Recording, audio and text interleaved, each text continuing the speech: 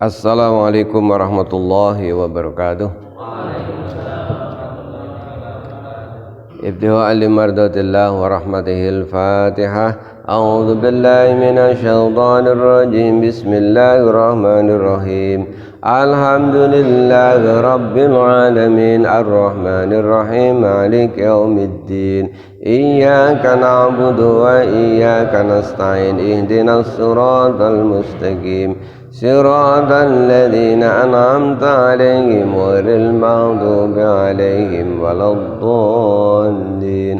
Rabbi firli wa liwalidayya wa lil mu'minina amin. Nahmaduka Allahumma kama amartana an nahmad wa nusalli wa nusallimu ala sayyidina Muhammadin wa ala alihi wa ashabihi wa tabi'in amma ba'du. Hadirin hadirat jamaah salat subuh yang dimuliakan Allah Subhanahu wa taala. Alhamdulillahirabbil alamin. Pertama kita bersyukur pada Allah Subhanahu wa taala atas nikmat-nikmatnya, wabil khusus nikmat yang paling agung, yang paling besar, yaitu nikmat iman dan nikmat Islam. Mudah-mudahan dua nikmat yang paling besar ini kita diberi kekuatan untuk menjaganya hingga kita dipanggil menghadapnya. Salawat dan salam mudah-mudahan Allah limpahkan pada junjungan kita Nabiullah Nabi Agung Muhammad sallallahu alaihi wasallam. Mudah-mudahan dengan mahabbah kita, dengan kesungguhan kita mengikuti sunnah-sunnahnya, fa insyaallah kita diberi syafaatnya fi yaumil qiyamah, amin ya rabbal alamin. Bismillahirrahmanirrahim. Alhamdulillahirabbil alamin. Kita bisa melanjutkan kembali pengajian kita. Mudah-mudahan apa yang akan kita pelajari pada kesempatan kali ini bermanfaat untuk memperbaiki urusan agama kita, memperbaiki ibadah kita pada Allah Subhanahu wa taala. Bismillahirrahmanirrahim. Ausani Rasulullah sallallahu alaihi wasallam bitis'in. Pada suatu ketika sahabat Abu Darda pernah berkata, Ausani Rasulullah. Kata Abu Darda pada suatu ketika, Ausoni, pernah berwasiat kepadaku Rasulullah sallallahu alaihi wasallam. Siapa? Rasulullah sallallahu alaihi wasallam. Apa wasiatnya Rasul kepadaku, kepada Abu Darda? Bitis'in. Rasul memberikan wasiat 9 macam. Yang pertama kata Rasul kepada Abu Darda, la tusyrik billahi syai'an wa in qutti'ta au khurriqta. Abu Darda, la tusyrik, janganlah engkau mensekutukan billahi Allah, janganlah engkau syirik kepada Allah. Wala tusyrik billahi syai'an, sedikit pun jangan engkau syirik kepadanya. Wa in quti'ta au khurriqta, sekalipun umpama engkau menghadapi situasi engkau akan dipotong, akan dibunuh, atau bahkan engkau akan dibakar. Pesan Rasul ini sekali lagi kepada Abu Darda, juga untuk kita, jangan sekali-kali kita musyrik kepada Allah. Musyrik atau syirik itu apa? Menganggap ada Tuhan selain Allah, menganggap ada makhluk yang memiliki kekuatan selain Allah Subhanahu wa taala. Musyrik atau syirik ini urusan keyakinan, urusan keyakinan. Boleh-boleh saja misalkan kita makan lalu kita merasakan kenyang karena makan.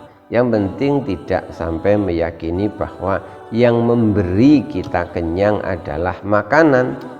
Yang memberi kenyang tetap adalah Allah Subhanahu wa taala. Tetapi perantaranya hanya melalui makanan. Boleh saja kita berkata bahwa dengan sepeda motor, dengan HP kita bisa melakukan banyak hal. Yang penting keyakinan itu jangan sampai menganggap bahwa HP, motor, dan teknologi apapun itu yang memberikan kekuatan. Disitulah baru disebut dengan syirik atau musyrik. Jadi kalau kita sekedar menganggap bahwa makhluk itu menjadi perantara untuk sampainya kuasa Allah pada kita, itu tidak sampai disebut dengan musyrik. Lalu yang kedua, wala tatrukanna sholatal maktubata muta'ammidan wa man tarakaha muta'ammidan bari'at minhu dhimmatu. Pesan Rasul pada Abu Darda yang kedua, janganlah sekali-kali tatrukanna sholatal maktubah muta'ammidan. Janganlah sekali-kali engkau meninggalkan sholat fardu yang 5 waktu itu muta'ammidan, dengan sengaja. Jangan sekali-kali meninggalkan sholat fardu dengan sengaja. Sebab apa? Man tarokaha muta'ammidan bari'at minhu dhimmatu. Kalau benar-benar seseorang itu sengaja meninggalkan sholat fardu, maka Allah itu tidak akan lagi menolongnya. Bebas artinya Allah tidak akan ikut tanggung jawab memberikan pertolongan. Bapak Ibu semuanya,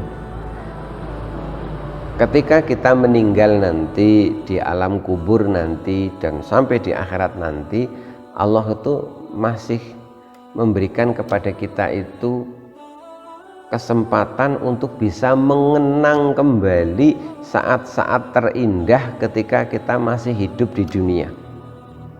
Kita masih bisa mengenang kembali saat-saat terindah yang menyenangkan ketika masih berada di dunia. Kira-kira besok kalau kita udah di alam kubur itu, juri kita teringat kenangan indah di dunia itu, kenangan apa yang akan kita ingat? Yang akan Allah izinkan itu untuk menjadi kenangan terindah. Apakah kita pernah plesir ke tempat terindah di dunia? Atau kita pernah bertemu orang hebat sehingga kita mengabadikannya dalam sebuah foto? Atau mungkin kita berkumpul dengan keluarga besar? Ternyata bukan itu. Kenangan terindah yang akan kita kenang kembali besok diantaranya adalah saat kita bersujud kepada Allah Subhanahu wa ta'ala, yaitu ketika sholat. Jadi bukan ketika kita di dunia pernah ketemu orang besar, bukan ketika kita di dunia mungkin kita pernah reuni akbar, bukan, tapi kenangan terindahnya adalah ketika kita sedang sholat. Jadi kita itu akan tersenyum bahagia mengenang saat-saat, oh dulu itu saya pernah sholat di Masjid Baitul Jannah. Maka Nabi pesan betul ini jangan sampai ditinggalkan, karena inilah yang akan menjadi kenangan terindah. Maka Nabi berpesan jangan sekali-kali engkau sengaja. Apabila karena tidak sengaja pun kita meninggalkan sholat, Nabi tetap menyuruh kepada kita sholat yang telah terlewatkan itu tetap harus dikerjakan. Apakah itu istilahnya qadha ataukah istilahnya i'adah. Jadi qadha dengan i'adah ini sama-sama mengerjakan sholat yang telah lewat. Bedanya begini, pertama i'adah. I'adah itu Imam Syafi'i mengajarkan kepada kita, umpama masuk waktu sholat, kita mengerjakan sholat, tetapi pada waktu itu sholat kita sebenarnya tidak sempurna. Pakaian kita sebenarnya ada najisnya, tapi kalau kita menunggu cari pakaian yang suci, waktunya mungkin habis, tidak nyampe, yaudah sholat saja, walaupun mungkin pakaian kita itu tidak suci. Dan nanti kalau sudah nyampe di rumah, waktunya kan sudah habis itu, ya kerjakan sholat lagi dalam keadaan normal. Itu namanya sholatnya i'adah, ngulangi lagi. Sebab apa? Yang tadi itu sholatnya sebenarnya kurang sempurna. Sedangkan kalau qadha, bagaimana qadha sholat? Ya karena kita itu lupa tidak mengerjakan, atau mungkin karena satu keadaan yang benar-benar bukan lupa tapi kita tidak bisa mengerjakan. lupa misalkan kita subuh ini kebablasan tidur, bangun-bangun sudah 6:30. Sholat subuh enggak itu? Nah, sholat subuh apa duha? Ya tetap subuh, bukan berarti kalau waktunya itu habis terus kewajibannya habis, itu enggak. Ya tetap kita sholat, tapi namanya sholat qodho subuh. Apakah qodho ini hanya pada sholat fardu? Tidak, sholat sunnah pun bisa diqodho. Misalkan Bapak Ibu tadi datang ke masjid ini tidak sempat qobliyah subuh, datang sudah qomat, ya harus ngikut sholat subuhnya. Tapi karena biasa sholat qobliyah subuh, jadi rasanya kok tidak marem ya, qodhonya saja. Loh, itu setelah subuh kok sholat lagi? Boleh itu kita qodho sunnah termasuk qobliyah subuh. Jadi wala tatrukan sholatal maktubata muta'ammidan, jangan sekali-kali kau tinggalkan sholat fardu dengan sengaja, karena Allah itu nanti tidak akan memperdulikan kita, tidak akan menolong kita. Yang berikutnya pesan Rasul kepada Abu Darda, wala tasrabannal khamra fa innaha miftahu kulli syarrin. Hei Abu Darda, jangan sekali-kali engkau meminum khamr, karena khamr itu adalah miftahu kulli syarrin, itu pintu asal muasal dari segala keburukan. Khamr itu apa? Kullu muskirin khamrun, segala sesuatu yang bisa menghilangkan fungsi akal itu disebut dengan istilah khamr. Apa saja yang bisa menghilangkan akal? Ya banyak. Ada yang jenis kimiawi, ada yang jenis alami. Yang jenis alami misalkan orang dulu itu biasa bikin tuak itu misalkan dari air tape yang difermentasi, didiamkan lama, atau dari misalkan air anggur. Kalau kita makan buah anggurnya asli tidak masalah, tapi kalau anggur itu kemudian dijus, diambil airnya, difermentasi, nah itu yang jadi masalah. Karena apa? Di situ ada perubahan zat kimia, jadi bahayalah di situ itu. Nah, khamr, sesuatu yang menghilangkan akal, itu bisa menjadi sumber dari segala keburukan, karena akibat itu perbuatan-perbuatan dosa lainnya itu kemudian merembet. Maka Nabi berpesan benar-benar harus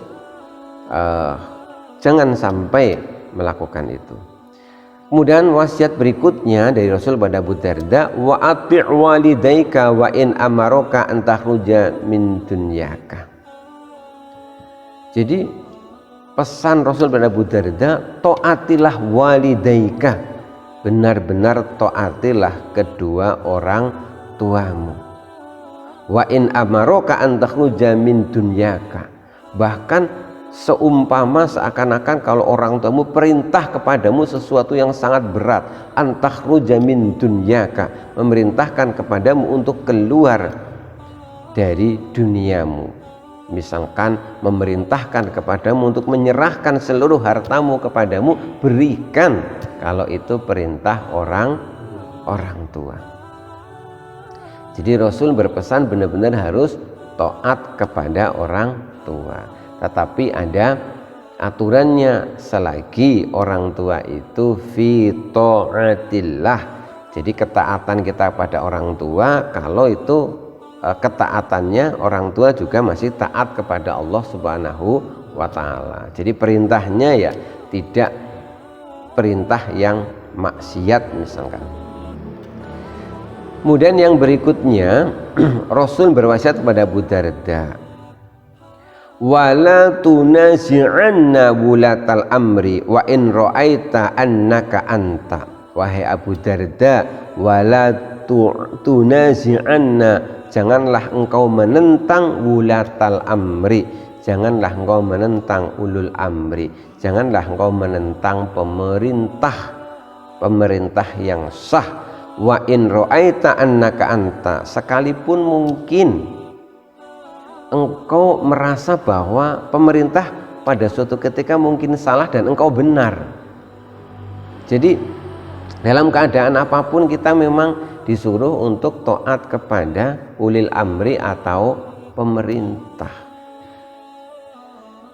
Kenapa? Karena kalau semua orang itu menganggap dirinya benar, lalu setiap kebijakan aturan pemerintah lalu kita bantah, kita tentang dan lain sebagainya, negara ini kacau. Kalau negara ini kacau, urusan agama juga jadi kacau juga. Mungkin pemerintah 1-2 kali dalam beberapa hal ada kelirunya barangkali, tapi bukan berarti itu jadi dalil, jadi alasan terus kita menentang pemerintah. Bayangkan nih, pemerintah ini ngurus negara ini kan sangat berat, sangat berat. Kita yang cuma ngurus satu keluarga saja itu beratnya luar biasa, bagaimana mungkin ngurus satu negara? Mungkin pembagian BLT atau apa itu banyak yang salah alamat mungkin, karena apa? Sebegitu rumitnya pemerintah untuk ngurus rakyat. Ya syukurlah kalau Anda menerima merasa salah alamat, ya kasihkan kepada orang yang berhak menerima. Tidak usah nyalain pemerintah. Kenapa? Pemerintah itu sudah berusaha, memang berat urusannya pemerintah. Yang jelas kalau kita menentang pemerintah yang sah itu negara akan menjadi kacau. Kalau negara itu kacau, urusan ibadah, urusan agama juga pasti akan kacau pula. Maka Nabi itu berpesan, wala tunazi'anna wulatal amri, janganlah sekali-kali engkau menentang pemerintah. Barang siapa meremehkan urusan dengan pemerintah, dia akan mendapatkan kerugian. Di antaranya kerugian apa? Kerugian dalam urusan dunia. Karena pemerintah ini kan membantu menata urusan dunia. Misalkan KTP, urusan surat menyurat dan lain sebagainya. Ini kan pemerintah yang ngatur. Kita ngeremehin pemerintah, ya kita akan repot sendiri.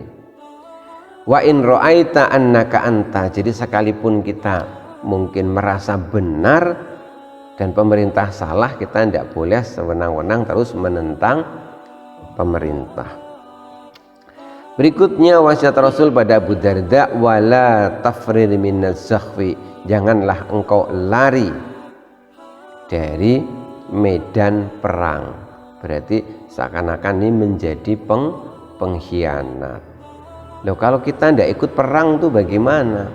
Ulama menjelaskan bahwa janganlah engkau lari dari sebuah tanggung jawab ketika bersama-sama engkau telah sepakat melakukan sebuah perjuangan fisabilillah di jalan Allah. Jangan sampai engkau tiba-tiba mundur hanya gara-gara misalkan beda pendapat dan lain sebagainya. Jadi kalau kita sudah sepakat mau memperjuangkan sesuatu atas nama Allah Subhanahu wa taala, ya jangan sampai kita itu mundur, bahkan sampai istilahnya itu gembosi dari belakang. Berikutnya wa anfik, pesan Rasul pada Abu Darda, wa anfik min taulika ala ahlika, nafkahilah keluargamu, kata Rasul, ala ahlika, dari hartamu. Nafkahilah keluargamu dari hartamu. Artinya setiap orang itu harus bersungguh-sungguh mencari nafkah untuk keluarganya. Jadi supaya apa? Jangan sampai keluarga kita itu, naudzubillah, misalkan karena kita tidak sanggup menafkahinya, akhirnya keluarga kita itu dinafkahi oleh orang lain, menjadi beban dari orang lain. Mestinya kitalah yang harus menerima beban itu untuk menafkahinya. Wala tarfa'asaka min ahlika, janganlah kau angkat tongkatmu an ahlika, dari keluargamu. Maksudnya jangan engkau melepaskan pengawasanmu, melepaskan perlindunganmu atas keluargamu, sehingga keluargamu itu lepas, tidak terpantau, sehingga melakukan dosa, melakukan maksiat. Artinya kita harus senantiasa menjaga keluarga kita. Jangan sampai ibarat hewan itu diumbar, dilepas begitu saja. Jadi kita ini harus peduli dengan keluarga kita. Mereka sholat atau tidak, mereka beribadah atau tidak. Kenapa? Karena kita nanti akan dimintai pertanggungjawaban. Di dalam Al-Quran misalkan disebutkan ku anfusakum wa ahlikum naron, jagalah dirimu, jagalah keluargamu dari api neraka. Jadi kita ini tidak boleh cuek dengan keluarga kita, harus peduli, walaupun kadang-kadang kita itu harus bermusuhan dengan anggota keluarga sendiri. Kan kadang-kadang anak-anak kita itu ditegur suruh sholat marah-marah ya, sholat ditunda-tunda, disuruh apa marah-marah. Jangan sampai kita jadi orang tua lawis ben sak karepe, aku wis kesel ngomongi. Tidak boleh begitu. Ingat kewajiban kita harus tidak boleh melepaskan keluarga kita, harus selalu dipantau, harus selalu diingatkan. Jadi kita itu tidak bisa membela diri besok di akhirat. Misalkan kita dituntut oleh malaikat bahwa itu anakmu, itu keluargamu, mereka tidak mau mengerjakan ibadah, lalu kita membela diri, wahai malaikat, wahai Allah, aku sudah memerintahkan tapi mau tidak mau, ya sudah. Tidak bisa seperti itu. Jadi memang itu tanggung jawab kita untuk senantiasa terus-menerus mengingatkan mereka. Berikutnya yang terakhir, pesan Rasul pada Abu Darda, wa akhifhum fillahi azza wa jalla, ajaklah keluargamu agar senantiasa takut kepada Allah Subhanahu wa ta'ala. Dan ingat, ulama menjelaskan bahwa kita harus takut kepada Allah Subhanahu wa ta'ala, tapi bukan karena Allah itu menakutkan. Jangan sampai kita takut kepada Allah lalu kita membayangkan Allah itu menakutkan seperti itu. Bukan begitu. Takutlah engkau kepada Allah seperti halnya takutnya pengantin baru. Pengantin baru ini kan semuanya serba takut ya. Misalkan pengantin baru jalan bareng, terus pengantin wanitanya kepleset, yang laki-lakinya takut enggak? Takut ya, hati-hati yang kayak gitu. Ntar kalau sudah tua tiba ya jurna boy. Semuanya takut. Pengantin baru ini ketika masuk rumah mertua, buka pintunya, ditendang apa pelan-pelan ya, ceklik begitu itu. Kira-kira khawatir, takut mbok mengganggu yang ada di dalam rumah. Makan menantu baru biasanya itu juga takut. Takut apa? Makannya pelan-pelan, makannya sedikit, mbok mengganggu mertuanya. Mertua punya menantu baru, ada pengantin baru juga masaknya yang enak-enak. Takut apa? Takut mbok menantunya nanti nggak betah di rumahnya, makanannya nggak enak, di anak-anaknya. Nah, kita harus takut kepada Allah itu seperti itu. Takutlah kepada Allah kayak takutnya kal arus, kayak takutnya pengantin baru. Takut mau ndak sholat, takutlah nanti mbok Allah itu nggak lagi sayang sama aku. Takutnya itu seperti itu. Jadi demikian 9 wasiat pesan Rasulullah SAW kepada Abu Darda, yang tentunya ini juga untuk kita. Mudah-mudahan kita bisa menjaga dengan sebaik-baiknya. Mudah-mudahan ada manfaatnya, kurang lebihnya mohon maaf. Billahi taufiq wal hidayah, waridho wal inayah. Assalamualaikum warahmatullahi wabarakatuh.